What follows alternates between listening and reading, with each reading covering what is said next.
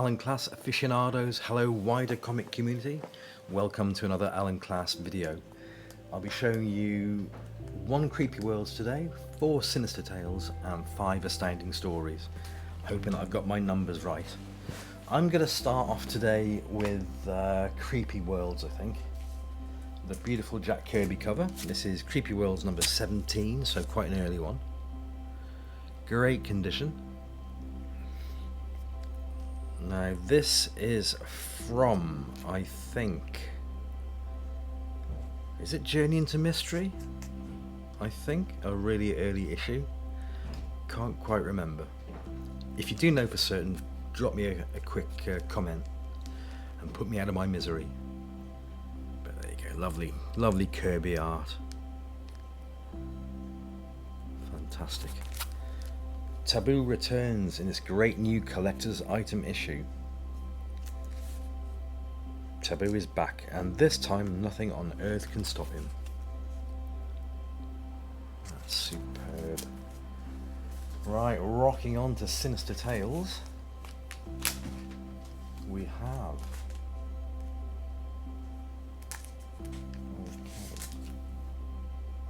So I'm just looking at the notation on the back. Some previous owner, not me, has written when he bagged and boarded these. So 30th of July 2003, so 21 years ago. This is Sinister Tales number 47, quite an early one.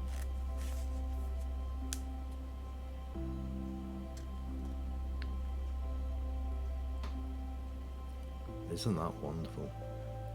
Is it any surprise that people collect Alan Class issues because of the fantastic way they can get sort of Golden Age and Atom Age art for not a lot of money? Admittedly, there are some Alan Class issues which are lots and lots of dosh, but you know, in reality, apart from those, you can pick up a decent Alan Class issue for between a couple of pounds to £5 to £10. Yeah, is it any wonder that people start collecting Alan Class? Beautiful. Moving on to Sinister Tales number 20, and another fantastic Kirby artwork. Look at that. And they called him King Kirby, no wonder.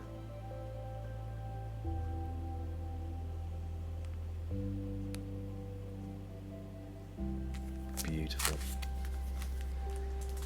Moving on, just a little bit more. Sinister Tales. Oh, I put these in the wrong order. This is an earlier issue. This is Sinister Tales number 6. Going way, way back. Little bit of spine damage. But, you know, it's a number 6. D-Day.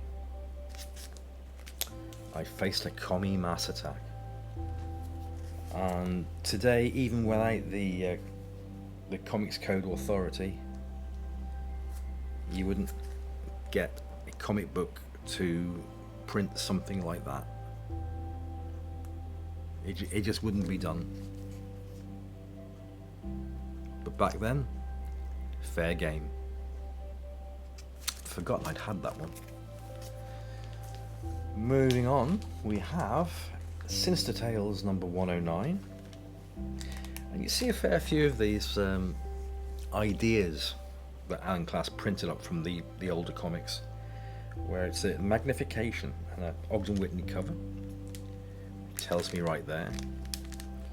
You do get this large to small sort of comic covers.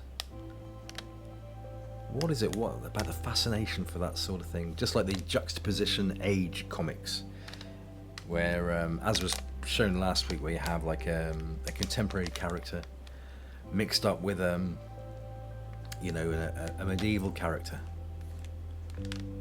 So just a fascination with these sort of things. I guess it just stirs the imagination, doesn't it? I do like Ogden Whitney, but sometimes I find, although the detail is lovely, it just doesn't really jump out at me like Kirby or Ditko does. Very nice, but there's something lacking. But I still like them, if you understand me.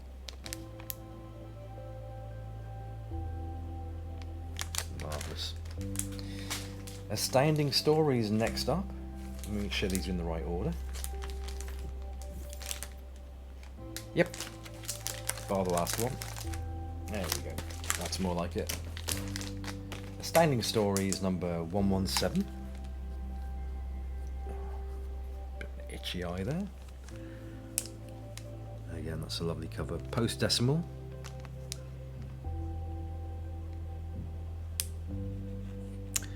And I keep banging on about the way that Alan Class chose his covers for the deep background cover, the deep background colour cover,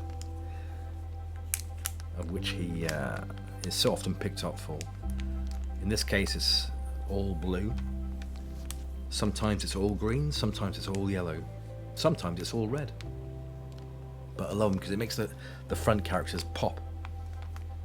I do love that. Beautiful. I do love my Alan Class, as you've probably guessed. This next one up is Astounding Stories 118 by, I'm guessing, Wally Wood. Look at that.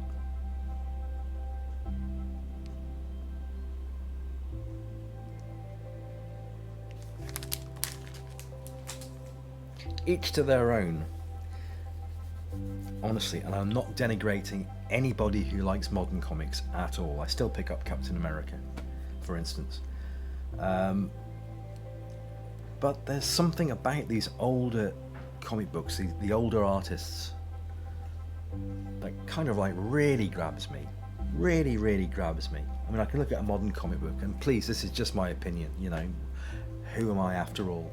But I can look at a modern comic book and think, oh, that was like kind of knocked off in an afternoon in digital pencils as such, capacitance pens and all sorts, and Lightroom and Photoshop, and it kind of, you know, I'm not insulting anyone, I hope, don't take this personally, but there's not much going on in the way of artwork for modern comics. But in the older comics, Golden Age and the Atom Age and the Silver Age and the Bronze Age and the Copper Age, to be fair, even the early modern age, there was such a lot more going on. But what's happened to comic artwork in the last 10-15 years? It seems to have got very samey. But, you know, apologies, it's just my opinion. I guess because of my age as well, I'm kind of drawn more towards the older comics. Hey ho, we like what we like, don't we? This is Astounding Stories number 122. I've really got to get some more Mylars.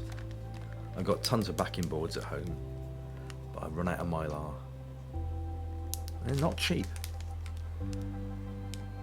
The Nightmare Returns of the Skull.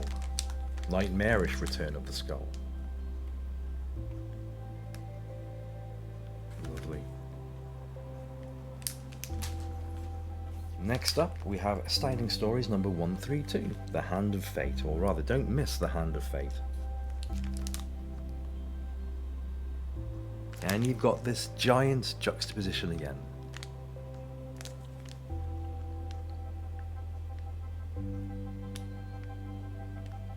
Isn't that great? Right, the last one of today, and I try to make about 10-minute videos if I can. Spend about a minute on each cover if I can.